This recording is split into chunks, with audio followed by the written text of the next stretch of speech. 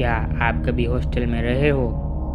कभी किसी पुरानी बंद कमरे के आसपास से गुजरते वक्त अजीब सा डर महसूस हुआ है?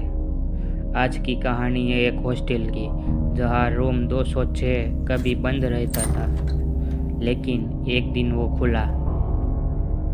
मेरा नाम राहुल है। मैं इंजीनियरिंग स्टूडेंट हूँ और ये कहानी 2021 की है। हमारे हॉस्टल का रूम 206 2 साल से लॉक था। कोई उसमें नहीं रहता था। सब कहते थे वहाँ किसी लड़के ने सुसाइड किया था, पर वार्डन कभी कुछ नहीं बताते थे। एक दिन मुझे सडनली रूम शिफ्ट कर दिया गया। गेस करो। हाँ, रूम 206 में। पहली रात तो सब ठीक था, लेकिन 2 बजे के आसपास किसी ने दरवाज़ा नॉक किया।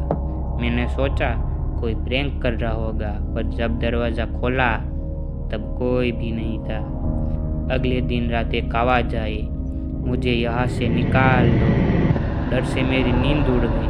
मैंने वार्डन को बोला, पर उसने सिर्फ एक बात बोली, वहाँ रहने वाले लोग ज़्यादातर टिकते नहीं हैं। थर्ड रात जब मैं बाथरूम गया, वह मिरर पर एक वाक्य लिखा हुआ था, मैं लौट चुका हूँ। मैं तुरंत हॉस्टल छोड़ दिया। आज भी जब मैं उस जगह का नाम सुनता हूँ, मेरे हाथ ठंडे पड़ जाते हैं। क्या रूम 206 में कोई आत्मा थी या बस एक मन का भ्रम? आप डिसाइड करो।